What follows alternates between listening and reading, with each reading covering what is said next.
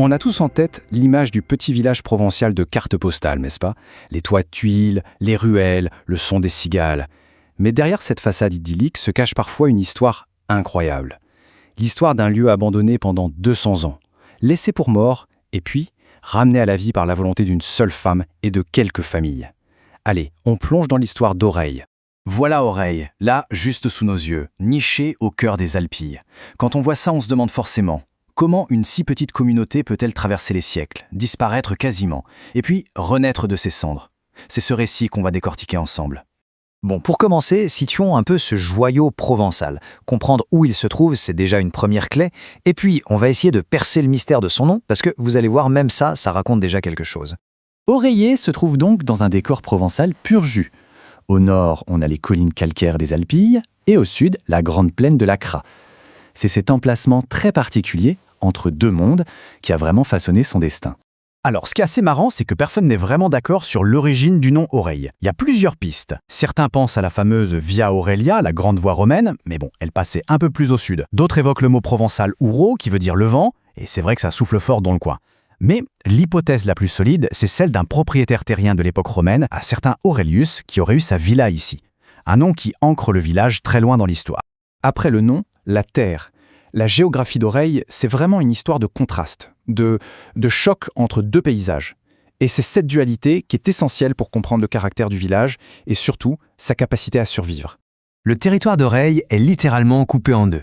D'un côté, au nord, les Alpilles, un massif rocheux, sec, presque lunaire. Et de l'autre, au sud, la Crau, une plaine immense, plate, couverte de galets, mais que l'homme a réussi à rendre fertile. Cette opposition a tout défini, l'agriculture, la faune, tout. Et la preuve, c'est que ce paysage si contrasté est devenu un véritable sanctuaire. Des espèces rares et protégées, comme le majestueux aigle de Bonelli ou le très discret lézard ocellé, trouvent ici un refuge parfait. C'est ce qu'on appelle un point chaud de la biodiversité. Bon, le décor est planté. Maintenant, on arrive au cœur du drame, au cœur de cette histoire. Ce n'est pas juste l'évolution d'un village, non, c'est vraiment un récit de mort et de résurrection. Ce blason, avec sa tour solide et son lion courageux, il symbolise finalement à la perfection la force et la ténacité d'Oreille face aux épreuves. Une histoire qui, honnêtement, aurait pu s'arrêter net. Voilà la chronologie de cette saga.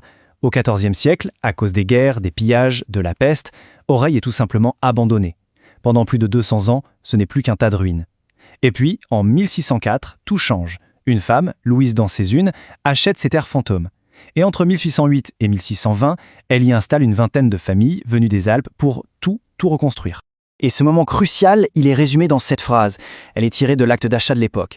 C'est une déclaration d'intention absolument dingue. Ce n'est pas juste un placement immobilier, c'est un projet de vie. Faire renaître un lieu abandonné, le rendre fertile et bien cultivé. C'est l'acte de naissance du Oreille qu'on connaît. Et ces chiffres, ils sont parlants.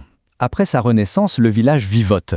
La population stagne, elle diminue même, jusqu'à tomber à seulement 307 habitants en 1931. C'est très peu.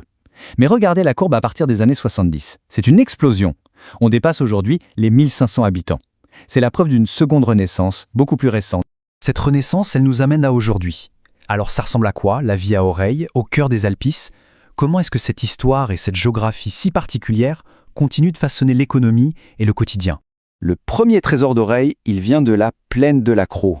Et ce n'est pas du vin, ni du fromage, c'est du foin. Mais attention, pas n'importe lequel. Le foin de Crau. C'est le seul, je dis bien le seul, aliment pour bétail en France à posséder sa propre appellation d'origine contrôlée, l'AOC.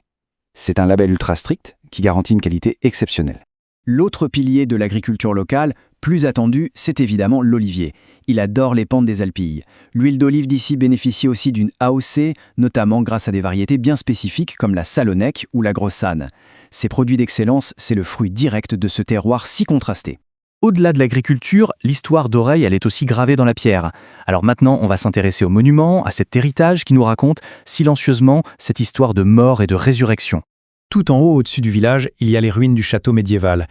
C'est le symbole du premier Oreille, celui qui a disparu. Il est là, comme un fantôme de pierre qui nous rappelle que rien n'est éternel. Et puis en bas, au cœur du village bien vivant, il y a cette église. Elle n'est pas du Moyen-Âge, non, elle date du XIXe siècle. Et elle ne symbolise pas le passé lointain, mais bien la renaissance, la réussite du nouveau Oreille. Et ce qui est fascinant, c'est que cette grande église a remplacé une autre, bien plus petite et modeste, que les premiers colons avaient construite à leur arrivée au XVIIe siècle. En bâtissant ce nouvel édifice en 1867, plus grand, plus beau, c'est comme si le village disait « ça y est, on a survécu, maintenant on est là pour de bon et on le montre ». Finalement, l'histoire d'Oreille nous laisse avec cette question. Qu'est-ce qui fait l'âme d'un village? Est-ce que ce sont ces vieilles pierres, ces ruines, ou est-ce que c'est plutôt la détermination des gens qui, des siècles plus tard, décident de faire revivre une terre et de rebâtir une communauté? Oreille, c'est la preuve que même après 200 ans de silence, une histoire peut toujours recommencer.